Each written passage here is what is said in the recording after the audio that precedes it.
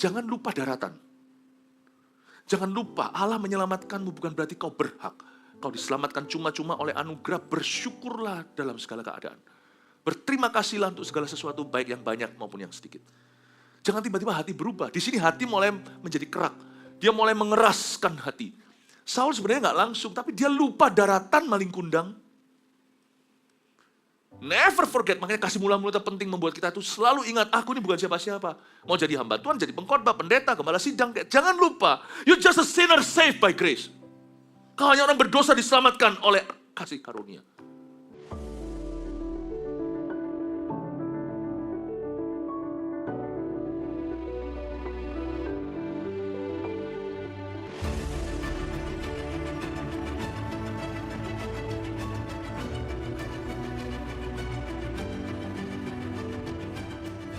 Kau ada di sini bertahta di hati, atasi semua kehidupan maupun masalah hidup kami. Bahwa kami tahu bersama Yesus kami mampu. Yang penting kami pelihara terus di dalam hati ini, spirit yang berkenan kepada Tuhan, sebab itu aset yang paling berharga yang kami boleh miliki, yang mengandung penyertaan Allah. Tuhan, belalah umat-Mu. Tegakkan keadilan-Mu di dalam kehidupan anak-anak-Mu. Ampuni dosa kami, bangkitkan kami, agar kami sungguh-sungguh pulih, dan sungguh-sungguh, ya Tuhan, mengalami rencana-Mu yang ajaib. Sampaikan sabda-Mu lewat lidah, bibir, mulut hamba. Sembunyikan hamba di balik salib-Mu, senantiasa tidak mau keluar dari sana. Biarkan jemaat melihat Tuhan, mendengar Tuhan, dan bertumbuh iman. Dalam nama Yesus, haleluya. Amin. Shalom semua, berikan tepuk tangan untuk Tuhan Yesus. Sebelum Anda duduk, bolehkah Anda sapa kanan kiri, katakan welcome home? Bukan sebuah slogan, welcome home itu atmosfer di sini. Sweet home, sweet home. Ya, silakan duduk kembali.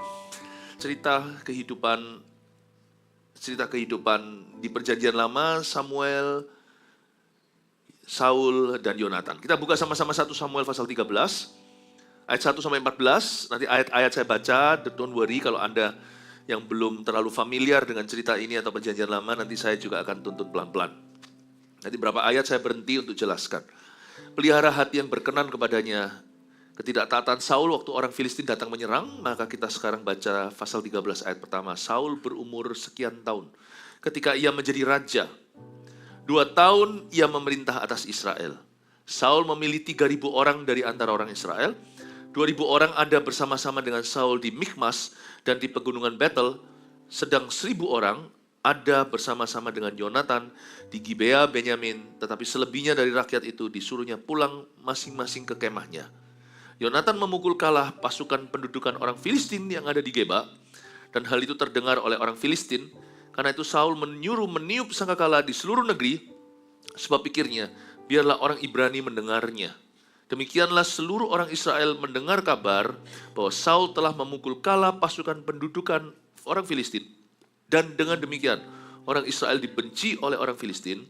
Kemudian dikerahkannya lah rakyat itu untuk mengikuti Saul ke Gilgal. Berhenti sampai ayat 4, saya jelaskan. Ini cerita tentang Saul, putra mahkotanya Yonatan.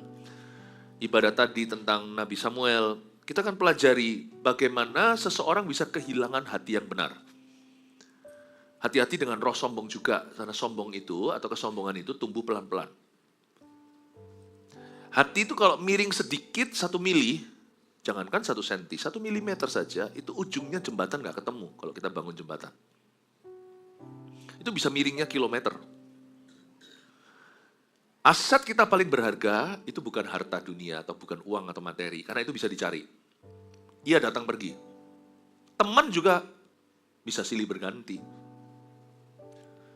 Satu hal nggak boleh hilang, adalah hati yang berkenan kepada Tuhan. Kalau hilang itu, kita nggak ada favor dari Roh Kudus.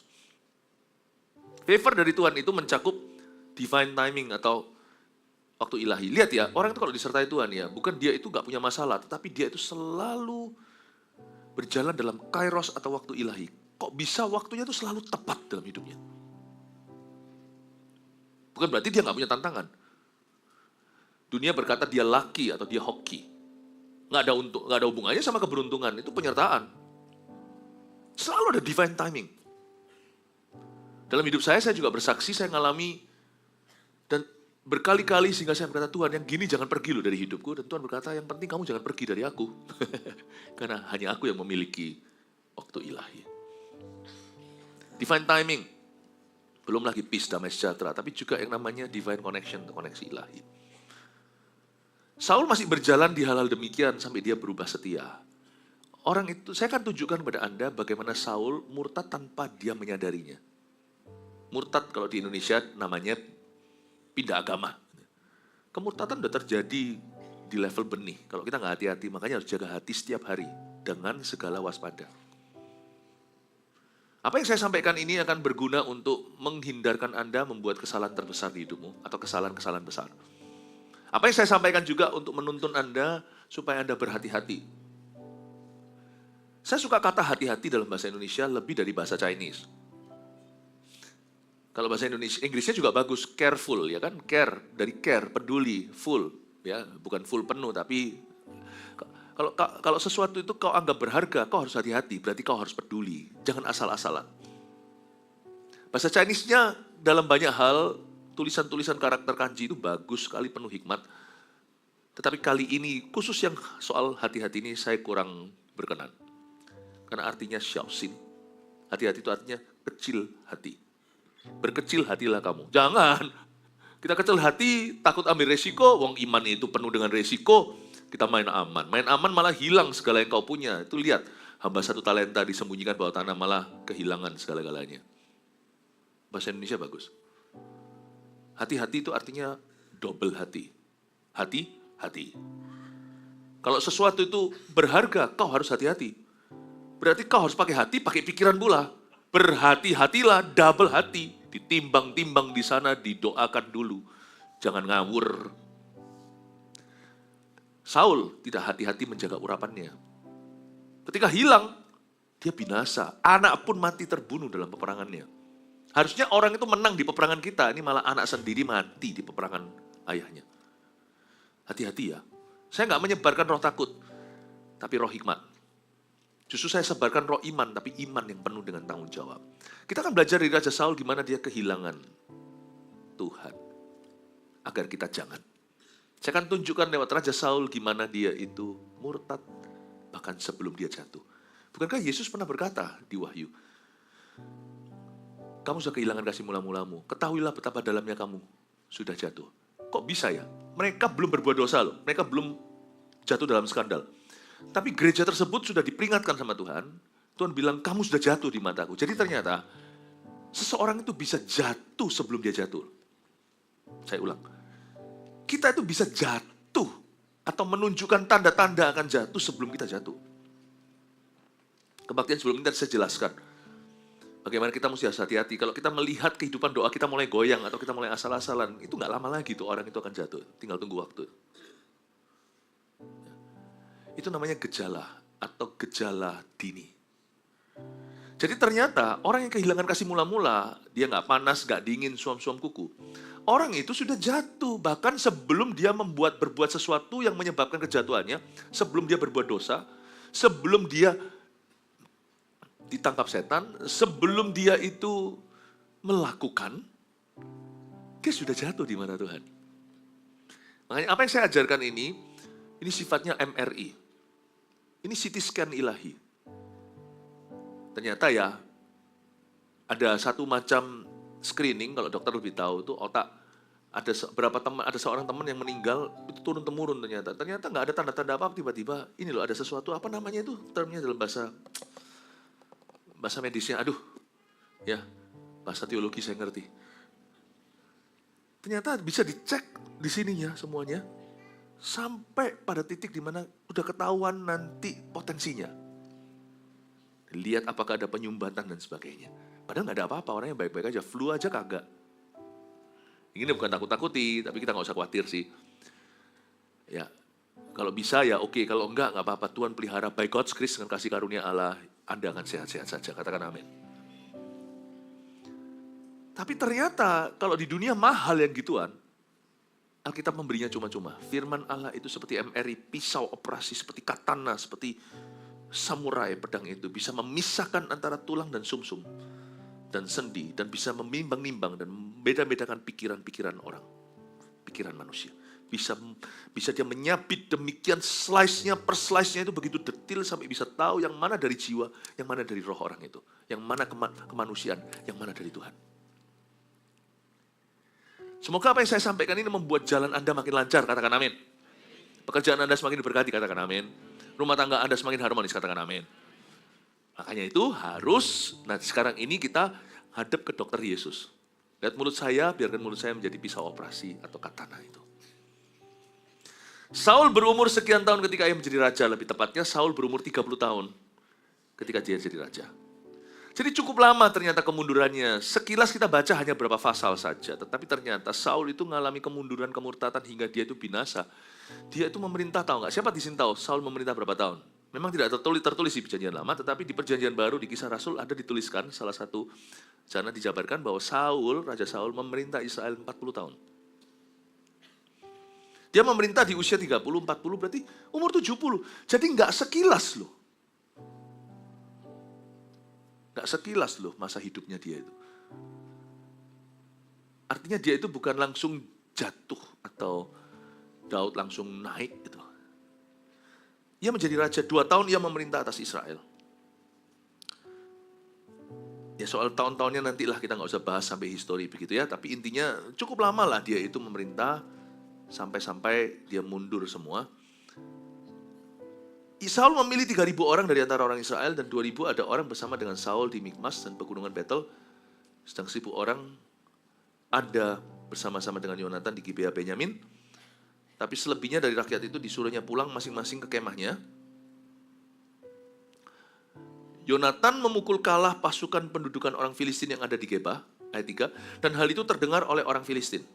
Karena itu Saul menyuruh meniup sangkakala di seluruh negeri, sebab pikirnya, biarlah orang Ibrani mendengarnya. Coba saya tanya dulu ayat 3, sedikit Bible study sama saya.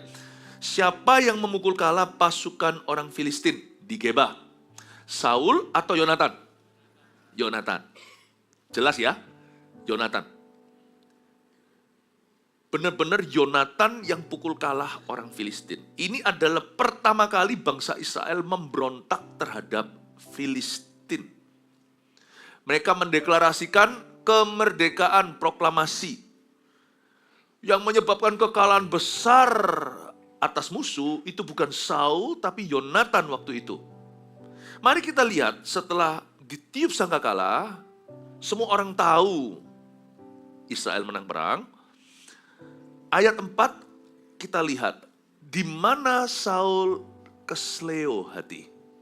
Dan di tanda-tanda ini kau dan aku harus hati-hati. Disinilah orang kehilangan Roh Kudus perlahan-lahan dalam jiwa dan dalam rohnya. Ayat 4, demikianlah seluruh orang Israel mendengar kabar bahwa Saul telah memukul kalah pasukan pendudukan orang Filistin. Benar atau salah? Salah. Siapa yang memukul kalah orang Filistin? Yonatan. Tapi di ayat 4 ketika berita tersebar, hoaxnya gini, tapi sebenarnya bukan dusta hitam sih, ini dusta putih. Kan mungkin aja dia bisa melumrahkan, dia berkata, ya kan sama saja, papa anak ya sama lah ya. Kalau Anda memang harus bulatkan, kalau itu jasa orang lain, bulatkan ke atas. Bicara besar tentang jasa orang lain di hidupmu, padahal nggak seberapa. Kalau jasamu, bulatkan ke bawah, kecilkan. Di sini hati Saul mulai beda gravitasi. Mulai masuk roh keangkuhan hati. Yonatan yang menang perang, tapi Saul biarkan, mungkin bukan dia yang menyebarkan, tetapi dia membiarkan sama dengan menyebarkan. Dan dua-dua itu sama-sama menyebalkan di hadapan Tuhan. Saul membiarkan bergulir sebuah berita palsu, dusta putih lah ya, bahwa yang memukul kalah pasukan pendudukan orang Filistin adalah dirinya. Ketika hatimu terbiasa dengan mengambil kredit orang lain berbuat, kau yang dipuji dan kau oke dengan itu tidak meralat. You are starting to lose the Holy Spirit. Mulai kehilangan Roh Kudus. Kita harus jaga. Makanya itu saya belajar punya satu disiplin, biasakan diri happy melihat orang lain diberkati.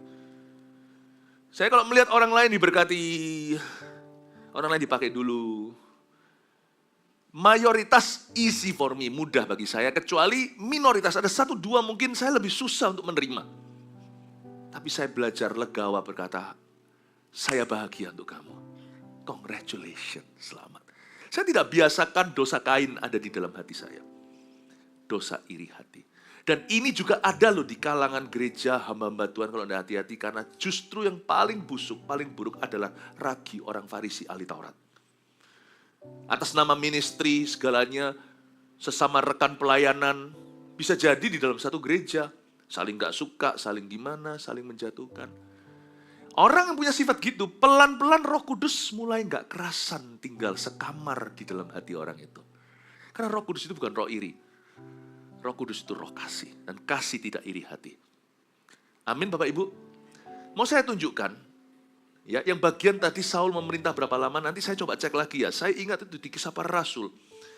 Saya sih gak ngerti zaman AI sekarang, AI ini. Kalau Anda mau cek silakan, coba silakan cek aja, ambil berapa, ambil ininya.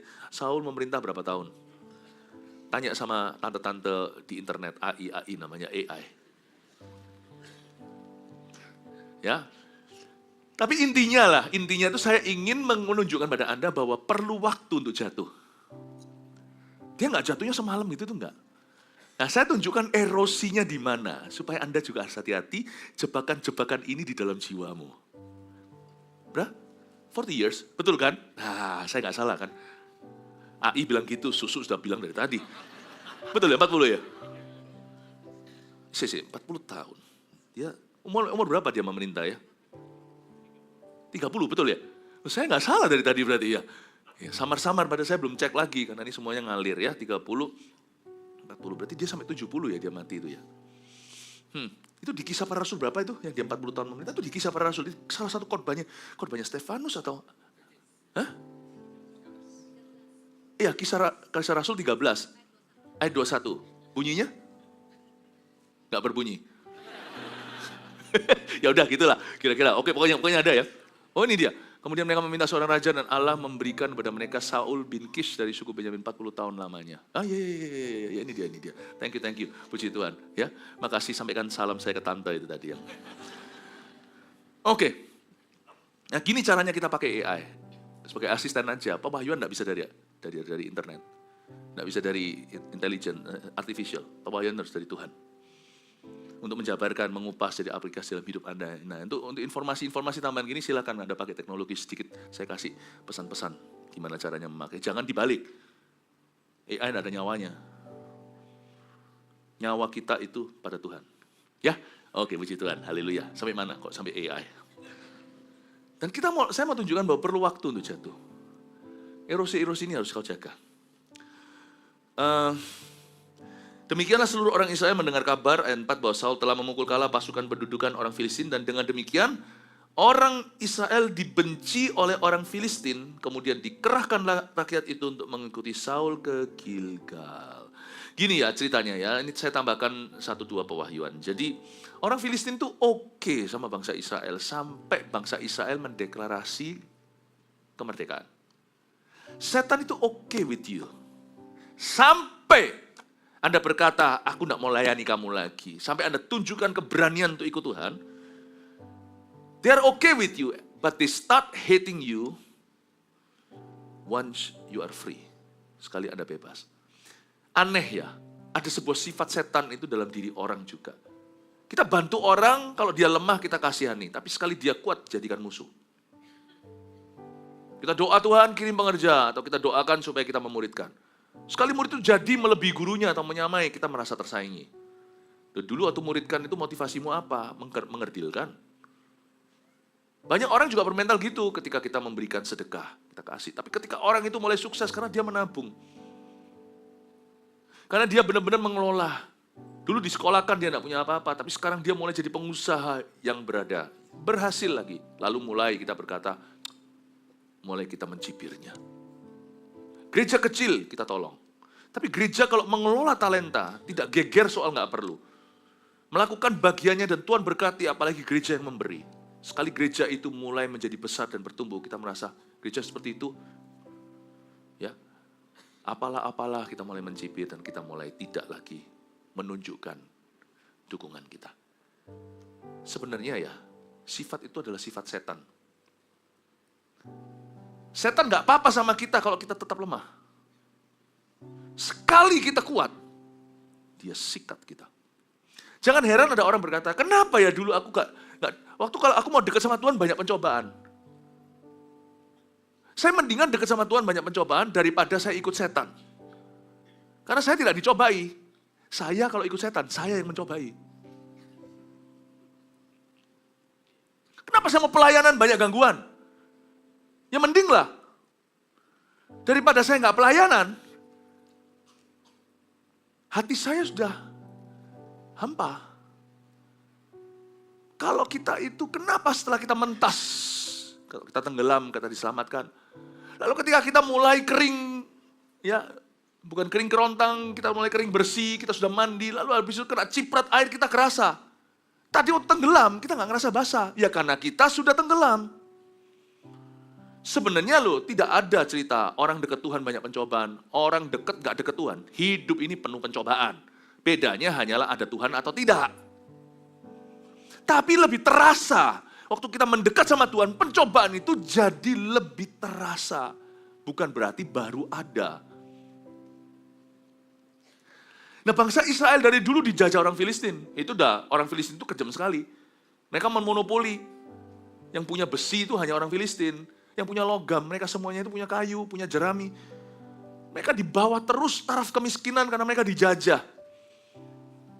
Bangsa Israel di Mesir juga meskipun makan bawang prei, bawang merah, tapi mereka kan dicambuki itu sama mandor-mandornya. Kenapa bangsa Israel ketika dia mau masuk Kanaan lebih terasa hawa padang belantara? Lalu mereka kangen sama Mesir, di Mesir enak ya, mereka lupa cambukannya. Manusia cenderung gitu, waktu dekat sama Tuhan lebih merasakan pencobaan, padahal enggak. Dekat gak dekat sama Tuhan, ngalami pencobaan kok. Nggak ada bedanya hidup ini, sungguh. Bedanya hanya Kristus. Tapi setan tuh begitu. Kalau kita tetap lemah, dia nggak apa-apa. Dan kita lama-lama kerasan di bawah jajahan setan. Kita ngerasa sudah begini, tapi sekali kita ikut Tuhan, kan ekspektasi kita jadi tinggi. Nah di situ kita gampang kecewa. Makanya orang kalau sudah kenal Tuhan, udah melayani terus bisa kecewa, itu nggak sepatutnya. Sebab kalau waktu dia di Mesir dulu itu dia nggak bisa kecewa. Karena dia sudah kecewa, dia sudah dikecewakan dia sudah nggak punya apa-apa.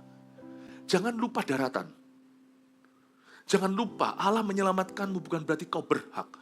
Kau diselamatkan cuma-cuma oleh anugerah, bersyukurlah dalam segala keadaan. Berterima kasihlah untuk segala sesuatu baik yang banyak maupun yang sedikit. Jangan tiba-tiba hati berubah. Di sini hati mulai menjadi kerak. Dia mulai mengeraskan hati. Saul sebenarnya nggak langsung, tapi dia lupa daratan maling kundang. Never forget, makanya kasih mula-mula itu penting membuat kita tuh selalu ingat, aku ini bukan siapa-siapa. Mau jadi hamba Tuhan, jadi pengkhotbah, pendeta, gembala sidang. Jangan lupa, you're just a sinner saved by grace. Kau hanya orang berdosa diselamatkan oleh kasih karunia. Saya sampai hari ini terus ingatkan saya itu kasih mula-mula. Kasih mula-mula itu bukan perasaan. Kasih mula-mula itu pengenalan, pewahyuan, kebenaran. I am just a sinner saved by grace. Saya kalau diajak foto sama orang, Anda tahu nggak saya ini sebenarnya fotofobia? Sungguh, my job, pekerjaan saya itu memaksa saya tidak boleh jadi begitu. Nggak lucu kan, orang ajak saya foto, saya ketakutan di depan kamera. Saya sebenarnya fotofobia, diajak foto itu stresnya tinggi. Zaman dulu saya paling takut foto. Saya paling nggak bisa. Ada ceritanya lain kali saya cerita-cerita kalau lebih santai. Tapi ini sekarang kan banyak protein yang saya harus berikan. Sedikit mungkin karbohidrat. Nah, sehingga sekarang my job, pekerjaan saya sebagai public figure gini, kadang-kadang lepas kangen jemaat kan. Kalau foto gitu ya, misalnya kalau foto itu, saya juga nggak tahu dibuat apa sih. Buat nakut-nakuti cucu atau gimana. Tapi kalau saya foto pasti kan kenang-kenangan namanya. Saya juga merasa terhormat. Kalau saya diajak foto gitu ya, saya jarang ngomong no, kecuali kalau mau ibadah. Mau ibadah gitu, emang foto tiba-tiba gitu anak-anak kecil, anak muda. Ini ibadah udah mulai lah, nggak perhatikan depan kekasihan glitternya. Enggak, nanti dulu ibadah dulu. Misalnya, kalau saya diajak foto gitu ya, saya jarang say no. Karena bagi saya itu ministry yang paling sederhana, membuat orang happy, tidak masuk surga. Tidak membuat orang masuk surga, tapi membuat orang bahagia, bisa simpan fotonya. Dan kalau setelah saya foto sama-sama, misalnya saya foto siapa, gitu, foto, gitu. Kita foto bersama-sama. Mungkin beberapa Anda pernah ngalamin ini, saya selalu berkata, thank you. Saya yang thank you. Dia juga terima kasih, makasih Pastor Philip, thank you. Saya selalu thank you. Karena saya ingat, saya siapa? Tidak menjadi lebih istimewa karena jadi public figure. Kalau saya jadi figur itu karena kebenaran yang saya hidupi, beritakan, lalu dikagumi oleh orang lain di dalam diri kami. Itu yang utama, kami ini kan hanya wujud yang kelihatan. Saya ingat, sampai kapanpun kita tidak boleh malin kundang. Selama kita bisa benteng-bentengan kembali ke kasih mula-mula, kita ingat kita siapa. Kita tidak harus erosi, tidak harus jatuh. Tidak harus kehilangan perkenanan Allah. Selalu saya berkata setelah foto sekali, thank you, makasih, saya juga thank you. Kadang-kadang tawarin ayo di selfie. Pernah sekali saya GR dulu, malu saya. Itu sama anak saya. Ya anak saya, ayo foto-foto. Saya kira kan selama ini kan ngajakin foto, saya bilang, oke, ayo silakan. Lu bukan, saya minta tolong Pastor Philip fotokan. Mau foto sama Jeremy. Ya udah saya fotoin ceklek gitu. Seperti ada suara dari surga kapok gitu ya. Mungkin ada sedikit rasa gimananya itu diturunkan sama Tuhan. Kita ini bukan artis kok. Ya. Makanya kalau nanti setelah ibadah langsung menghilang itu karena saya nggak mau foto-fotoan. Mending daripada nolak, lebih baik sih saya hilang. Saya kasih contoh yang konyol. Dalam skala profesi setiap fase kehidupan. Ingatlah, you are not, I'm not a somebody. You will never be. We will never be. Kita tidak akan pernah menjadi seorang somebody. Nggak pernah. Saul merasa dia somebody karena semua orang, lihat ini, sama anaknya saja bisa rebut kemuliaannya loh. Luar biasa nggak orang ini? Ini sama anaknya. Biasanya orang itu ngalah sama anaknya, nggak apa-apa, anaknya yang dimuliakan. Ini sama anaknya dia rebut. Nggak heran nanti ya, Saul membunuh beribu-ribu. Daud berlaksa-laksa, alergi hatinya, iritasi langsung bunuh. Karena dia pegang kuasa. Ini kan belum lama, baru 2 tahun dia memerintah. Jadi belum. Tapi sudah jatuh dia. Di sini udah kelihatan dia jatuh. Kalau saya dokter yang mutakhir, yang canggih, dokter yang sangat pintar, saya lihat gini langsung tahu, ini sudah jatuh orang. Ini sudah jatuh ini. Aku tahu nih kamu sudah stroke, belum stroke tapi kamu sudah akan stroke ini. Jelas ini, setiap saat ini sudah sumbat 100% nih jantungmu. Nih lihat ini screeningnya. Lihat ini. Kamu bisa nanti malam tidur kamu nggak bangun besok pagi. Nggak usah, dokter yang tahu, orang awam nggak ngerti gitu. Saya baca gini juga langsung sudah kita tahu ini jatuh ini. Detik itu dia sama Jonathan, nanti sama Daud dia. Nggak heran nanti Jonathan pun dilempari tombak gitu waktu bela Daud. Saya kasih iris-iris hati ya. Ini mesin MRI Firman itu yang canggih. Itu slice-nya itu bukan main satu. Slice-nya satu-satu. Ini di slice satu-satu. Anda yang dengar firman seperti ini seperti masuk ke tube tabung MRI itu. Saya tahu berapa kali kan. Saya kan ginjal saya setelah yang lalu CA itu kan saya harus setahun sekali harus screening lagi. Dan masuk ke situ 45 menit. Nggak boleh goyang, nggak pernah masuk ke sana, jangan lah.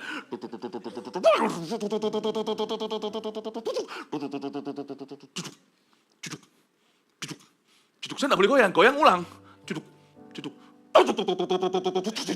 Kasih lagu pujian karena tahu saya pendeta, tapi campur dengan suara beatnya salah. Saya tahu saya sedang diam saja, Anda diam, tapi saya sedang di slice. Ya Pastor Aan juga ngalami gitu kan. Cuman kepalanya kan. Enggak tumbuh-tumbuh ya. Saya sedang di slice, diiris-iris saya. Terus keluar hasilnya. Anda sedang diiris-iris sekarang ini, tahu nggak? Itu suara saya.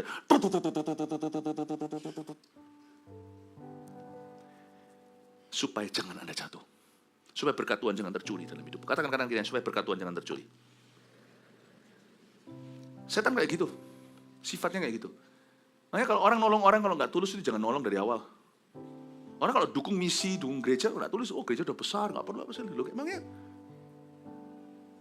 Kita kalau mendukung itu adalah mengutuki supaya terus kecil, supaya terus lemah. Kalau lemah itu berarti kelola, bukan perlu dibelas kasihani. Tidak selalu ada yang begitu, ada yang perlu dibelas kasihani, jangan salah. Tapi ada yang buang waktu setelah sekian tahun tetap sama saja. Berarti dia tidak mengelola. Salah fokusnya. Tuhan tidak bisa berkati. Tuhan sudah beri berkat, tapi dia tidak bisa mengelola berkat itu. Nah kalau kita memang mendukung sesuatu, kita mengharapkan dia kerdil terus. Apa motivasimu mendukung? Mendukung itu bukannya menjalankan misi. Menjadi lebih besar. Menjadi lebih kuat. Mental komunis. Itu setan yang punya. Kadang-kadang kita nggak ngerti gini. Adik kita ayomin. Baik-baik, tapi sekali dia tiba-tiba, loh kok dia lebih terkenal dari saya?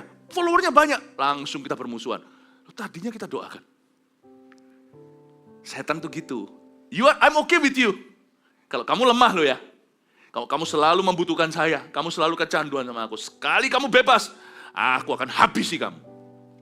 Gak heran orang itu kalau dekat sama Tuhan katanya, mau pelayanan, mau sungguh-sungguh dengan Tuhan, pencobaannya banyak. Pencobaannya banyak. Lawan, pencobaan banyak, lawan. Kalau itu Tuhan, jalan.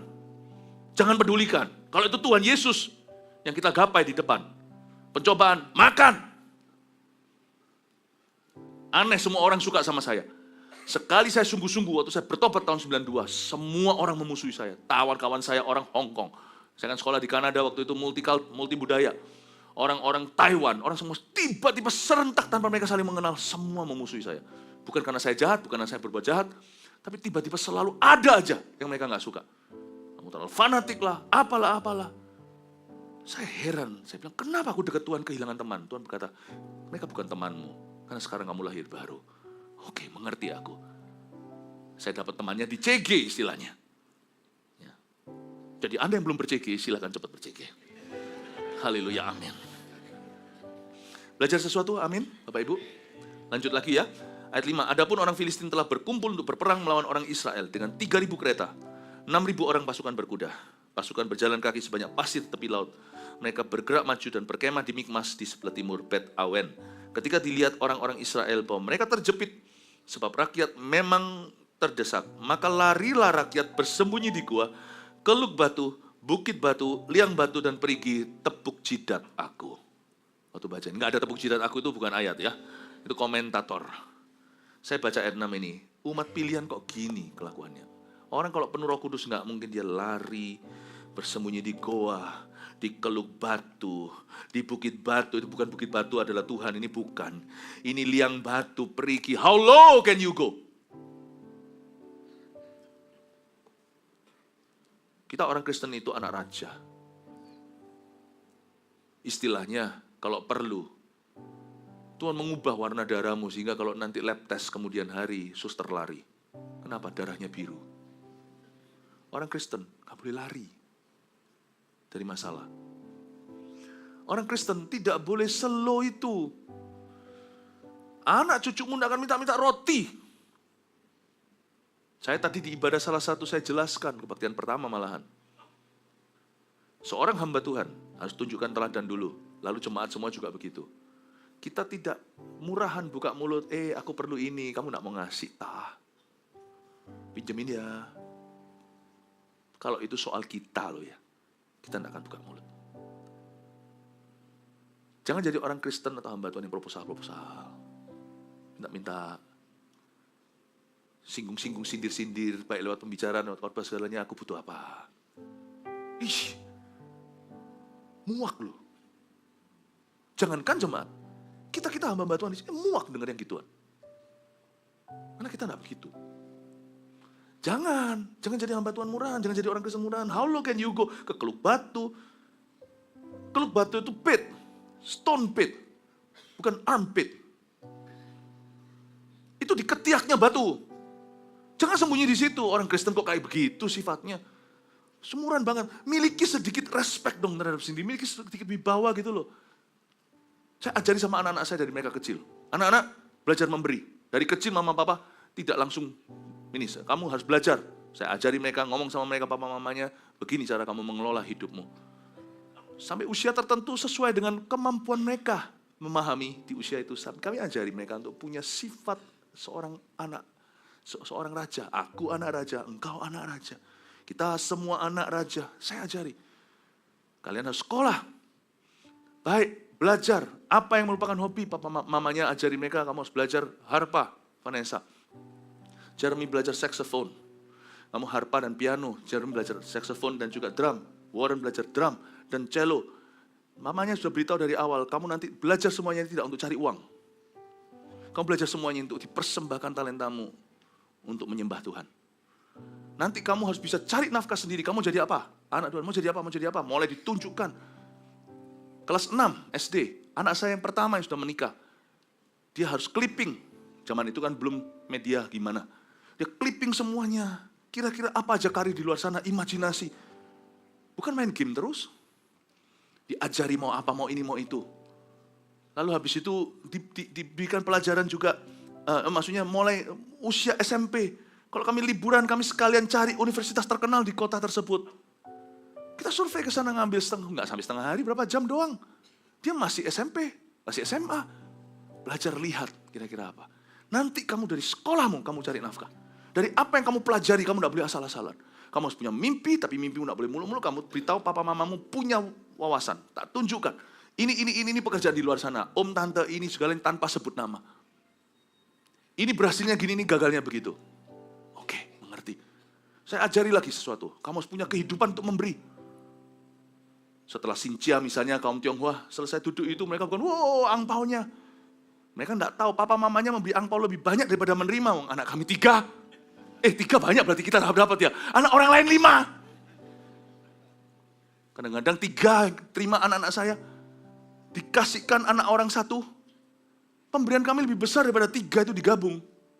Karena lebih diberkati memberi daripada menerima. Nggak mentang-mentang anak-anak hamba Tuhan terima. Duduk sama-sama. Buka isinya.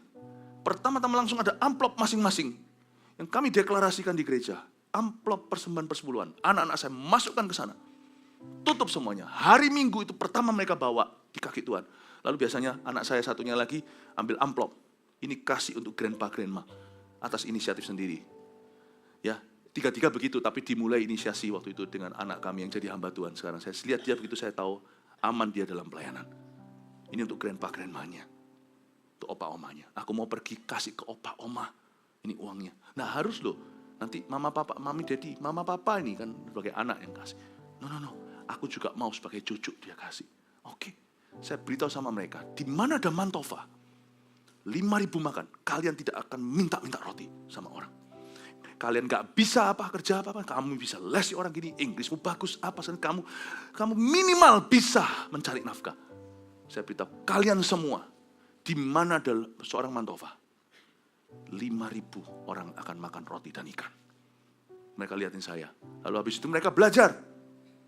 Saya beritahu sama mereka, olahragamu mau apa? Mau ini itu, oke main-main yang fun. Hati-hati ya, jangan yang terluka. Salah satu minta belajar karate. Saya lihat kalau dari bela diri, itu ada yang spirit-spirit bikin kamu jangan ikuti yang filosofi timur. Misalnya tertentu, yang ada petapa-petapanya, jangan kau ikut. Tapi yang hanya olahraga, seperti ini dan itu, oke, mau. Saya beritahu, kalau kalian memang mau masuk ke bidang olahraga begini, dengan tujuan supaya misalnya ada suatu kebakaran segalanya, anak-anaknya saya beritahu sama mereka, anak-anak papa mama, bukanlah yang lari dulu dengan nangis. Saya bilang, gak mau loh ya, kemuliaan ayah ibumu itu ada padamu, sama dengan kemuliaan Tuhan ada pada papa mamamu. Saya gak mau anak-anak saya yang pertama-tama, kelihatan ibu-ibu tua, ibu hamil, dia yang menginjak-injak mereka, supaya lepas dari kebakaran. Saya bilang, kamu yang gendong mereka, kamu yang tarik mereka keluar, wanita keluar dulu, anak-anak kecil keluar dulu. Baik, Daddy. Kemarin juara turnamen karate se-Jawa Timur, juara 2. Anak saya Vanessa. Bukan untuk pukuli suami. Tapi supaya semuanya, kita perlengkapi mereka. Saya beritahu sama mereka, kamu anaknya papa mama, tapi lebih dari itu kamu anaknya raja. Anaknya raja di atas segala raja. Kalau boleh, kalau perlu, pasti tarik darahmu. Lab tes kolesterol segalanya. Suster lari kok darahnya biru. Orang Kristen tidak boleh sembunyi di armpit. Armpit ini. Tidak boleh bersembunyi di stone pit. Lekuk batu. pinjem dong, sindir-sindir. Enak ya, HP-nya sudah yang itu ya. Kita harus jijik sama yang begitu. Nggak kerja, nggak usah makan. Kalau kita kerjanya di level ini, jangan kita itu menginginkan benda-benda mahal yang di luar kapasitasmu beli atau di luar kemampuanmu. Jangan siksa dirimu sendiri dengan sesuatu yang kau tak mampu. Kalau Anda belum mampu, mampukan dirimu. Belajar sampai mampu. Raih dengan kemampuanmu. Kalau suatu hari Allah memberikan sebagai berkatmu karena kemampuanmu, tidak akan ada orang berani iri hati. Kalau mereka iri hati, mereka sendiri salah di hadapan Tuhan. Jangan ada orang yang lari seperti rakyat Israel bersembunyi di gua, di keluk batu, bukit batu, liang batu, perigi, malu-maluin. Hati orang kalau tidak berkenan sama Tuhan itu lama-lama pun jadi murahan. Saya pendeta, anak-anak saya semua adalah keluarga pendeta. Saya berdiri di atas dasar kemuliaan Tuhan. Di dalam kemuliaan Tuhan. Kemuliaan Tuhan itu berarti bukan gengsi atau ego seseorang. Tapi Tuhan kita itu tidak murahan. Kalau tentang kebutuhan, kepentinganmu, jangan buka mulut. Kalau itu kebutuhan orang lain, bukalah mulut. Kalau saya mau memohon sama Anda hari ini ya, detik ini di ibadah ini, saya akan mohon Anda untuk ikut Supercon.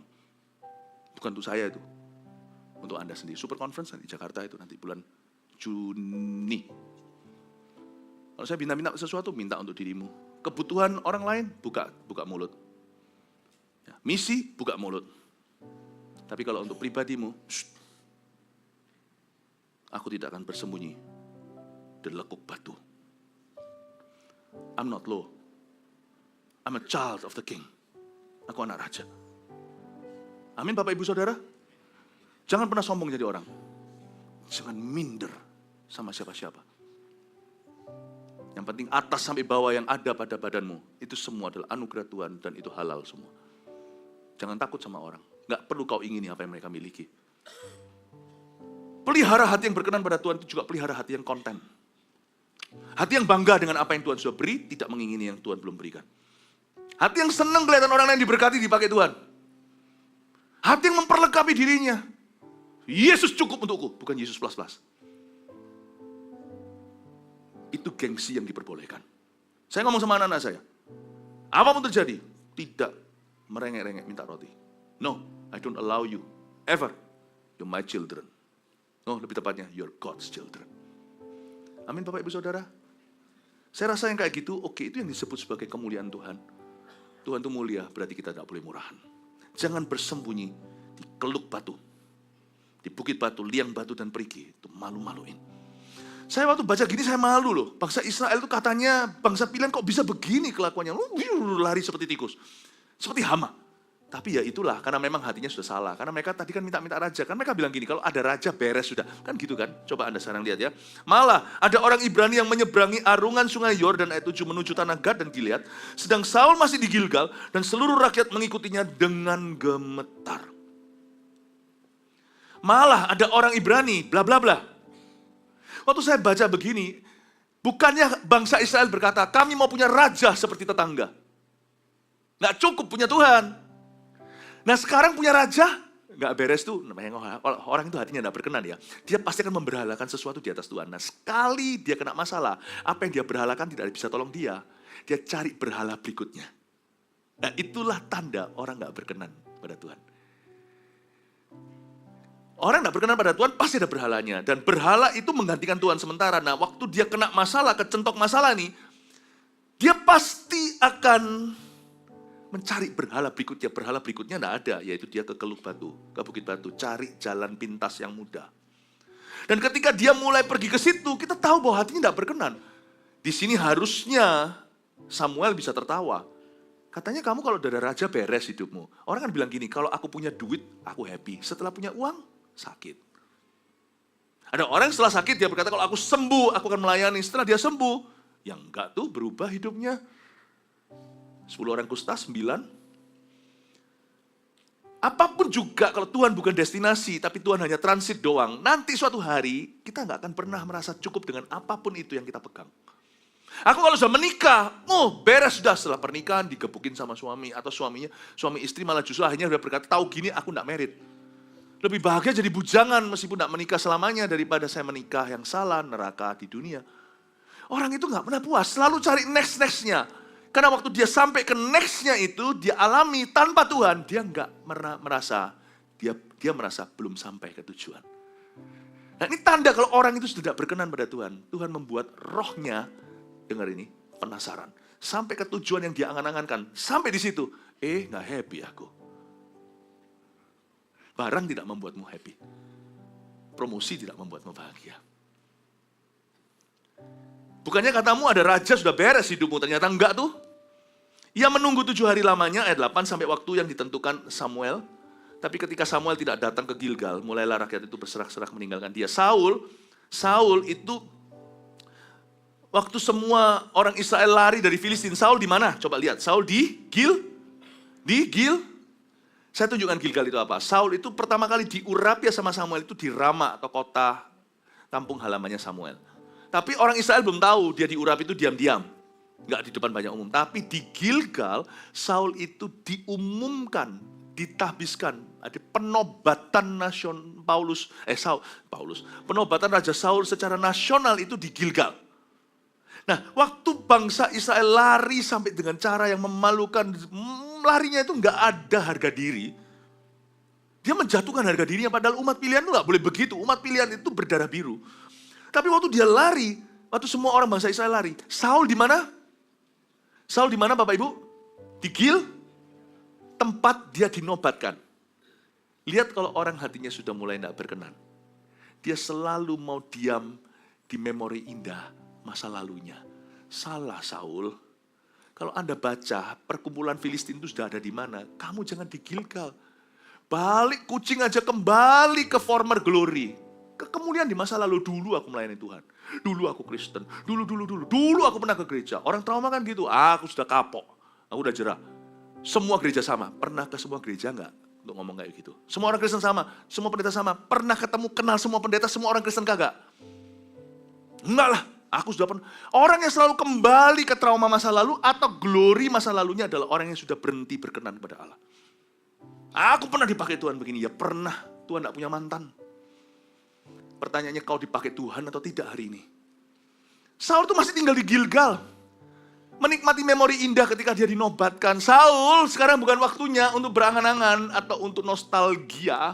Sekarang waktunya untuk bekerja di ladang Allah. Tapi waktu Saul akhirnya menunggu 7 hari lamanya, ayat 8, Samuel gak datang-datang. Bukan marah lah, dia hampir kecewa. Tapi ketika Samuel gak datang ke Gilgal, mulailah rakyat itu berserak-serak meninggalkan dia. Segera setelah ayat yang ke-8, dia akan membuat kesalahan fatal. Dia mempersembahkan korban sebelum Samuel tiba. Oke, apa yang kita bisa pelajari dari ayat 8? Tuhan bisa menguji iman seseorang lewat keterlambatan. Tuhan tidak pernah telat, by the way. Tapi Tuhan bisa izinkan beberapa hal itu terlambat untuk menguji imanmu dan juga untuk mengajarkanmu sesuatu. God can teach us through delays and God can test our faith through postponements. Tuhan bisa mengajari kita sesuatu lewat sesuatu yang terlambat di hidup kita atau sesuatu yang kita tunggu lama. Tuhan juga bisa menguji iman kita karena sesuatu itu berlambat-lambat. Saul gagal ujian. Dipersembahkan korban. Tapi Saul berkata ayat 9, bawalah kepadaku korban bakaran, korban keselamatan itu. Aduh. Lalu ia mempersembahkan korban bakaran. Salah. Saul, kau tidak boleh menggabungkan antara imamat dan kerajaan. Waktu itu belum perjanjian baru, imamat raja nih. Kau menggabungkan antara politik, negara, dan agama. Dia itu adalah figur politik, tukang perang. Dia tidak boleh pegang persembahan, dia bukan imam. Zaman sekarang ada sih pengusaha yang kira gampang kok buka gereja, cuman begini aja I.O. No. Hari ini juga ada kebalikannya, pendeta yang merasa, aku juga bisa jadi artis, aku juga bisa jadi politikus. No. Itu jangan jadi pendeta dari awal. Campur baurkan. Ayat 10 ya, saya gak lama lagi selesai. Baru saja habis mempersembahkan korban bakaran, baru saja. Maka tampaklah Samuel datang. Lihat tuh, baru dia salah, Samuel langsung tiba. Memang Tuhan uji dia gagal ujian. Saul Ini agak keterlaluan. Ayat 10 ini mungkin Anda tidak akan mengerti ini. Harus dijelaskan. Harus ada seorang guru atau gembala yang menjelaskan kepadamu. Saul pergi menyongsongnya untuk memberi salam kepadanya. Oh, this is too much already. This is too much. Saul pergi menyongsong Samuel untuk memberi salam. Anda kira salam ini shalom? Bukan. Salam ini, diberkatilah engkau anakku. Wah, ini bukan salam. Saul came out and bless Samuel with a priestly blessing. Ngawur enggak? Ini bukan memberi salam saja, ini Saul keluar bertindak sebagai imam memberkati Nabi Samuel. Dia merasa aku imam. Disinilah Tuhan ngamuk, koyak kerajaannya. Oke, kamu begini di gereja, aku akan kerjain kamu di dunia bisnismu. Aku koyak kerajaanmu langsung dari tubuhmu. Kamu akan mati di dalam industrimu. Ngeri. Saul keluar karena ada dua jawatan di perjanjian lama, imam, nabi, raja. Yang punya tiga-tiga ini cuma Daud. Oke, Daud. Saul tidak punya, dia hanya imam. Dia hanya raja. Dia keluar, imam sama nabi ini seolah-olah equal. Yang satu itu struktur, imam. Yang satu nabi itu lebih liar. Dia lebih benar-benar freelance. Nah, dua-dua ini saling membutuhkan dan saling respect. Tuhan memakai imam besar Yosua, bukan Yosua yang pimpin ke tanah Kanaan, Yosua yang satunya.